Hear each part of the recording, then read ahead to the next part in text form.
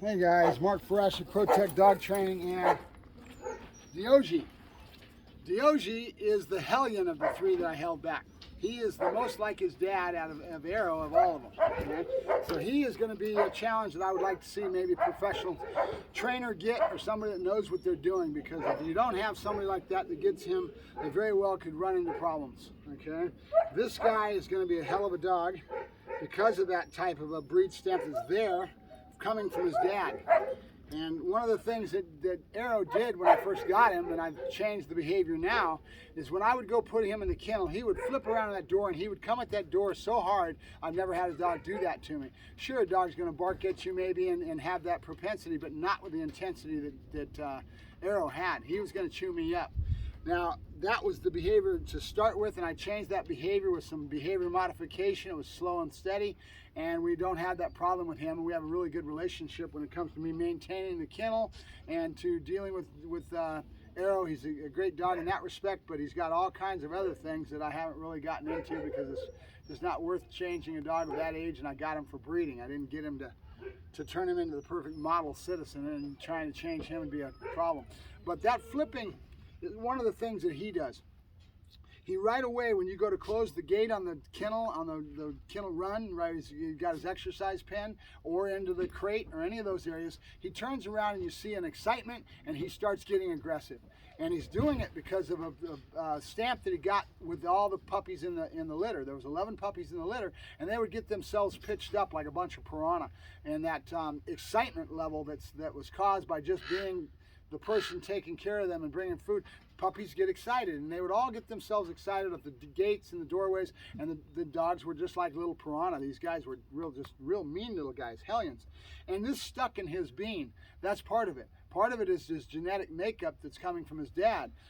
You don't know what you're going to get. You have 11 puppies, and every one of them is going to be different. But I see a lot of Arrow in this little guy. But I've had my theory, and this is what it is. A big old experiment for me, because this is what I do. That you can take those behaviors that are a genetic stamp, and you can mold, shape, and form when they're pliable, when they're babies. You still have that chance to be able to do that. And so that's what I'm doing with him. And the way I'm doing it is I'm basically going food, and I go to shut the gate, and he shows me this aggression. I say no, and I open the thing. Right away it's food, food, food when he's calmed down. I'm trying to break that pattern of thought where he goes to that emotional state of mind every time you go to that gate, every time you go to shut the kennel door, he does this, okay? So I'm doing a trick that you see Caesar talking a lot about when he goes and has some of these problem dogs, where the dog will be underneath the couch showing us some aggression and stuff. He talks about claiming space. Okay, and he's totally right on. Dogs have this instinctive inner part of them that's all about claiming space. So what I'm doing is I'm right away, if he's in the crate and I go to shut the door and he shows me that behavior, I say no, and I throw the crate door open and I dive in all the way with my body, and my face is right in his, and he's right there, and I tell him no, and I break that mental mind state of mind that's an emotional state of mind that he's outletting, and I don't let that pattern keep going. Now, if I go in and I try to correct him for it, and I say no as far as physically correcting him, think about where this behavior is coming from. Some of it's coming from insecurity and from other areas emotionally, from a young puppy like this, that it's coming from. So you don't want to come on the dog and start giving him corrections, because it's only going to make it worse. It's not going to make it better at his age. Will there be a time that I can start saying no and giving a correction? Yes, but that will be later, after he understands the basic pattern that I've already got. Right now, what I want to do is I want to break pattern that he has in doing this behavior. It's a pattern of behavior that he's doing every time. So my goal now is to break that pattern of behavior and then take it someplace else, any other way that I can, which is one of those ways is taking space, right? Commanding that space and putting myself in a position that takes that space away, and that changes his mental mind state. I'm right on top of him, I'm right on him, and I'm saying no, and I'm breaking that mental pattern of behavior that he's showing, right? The other one is the food. I want to try to make it a positive thing and say no. Another one that I could do is to have a toy or something that I can take, and right when he turns around, and then right into something else that I've already got built in, right? I want to break the pattern, however, and I'll keep playing with this and keep doing it until I come at it and I change the behavior of the animal. right? It will be a lot better than it would be if you had somebody that didn't know what was going on and didn't know how to address it. Because these are what I'm talking about with Dutch Shepherds. They've got a lot of different things that put them on edge that they can blow out, and you can have problems in 1,000 different ways. And because of their high intelligence, they're learning from a bad thing as well as they're going to learn from a good thing. All dogs are that way, but Dutch Shepherds are severely intelligent, and that intelligence with that high drive gets people in trouble because they can't handle it, because it's both of it's coming at you, and if you do the wrong thing, you're going to ruin the dog, right? Or you're going to get them to spin out, is what I call it. Spin out, and it becomes a reactive. Now you got a reactive dog for the rest of your life. Right? So that's why I say that Dutch Shepherds aren't for a beginning person, right? That on the other side of that coin is a dog that's going to have so much intensity in the work and be such a champion when it comes to protection and doing that sort of thing. And they've got all kinds of other attributes in this breed that I love.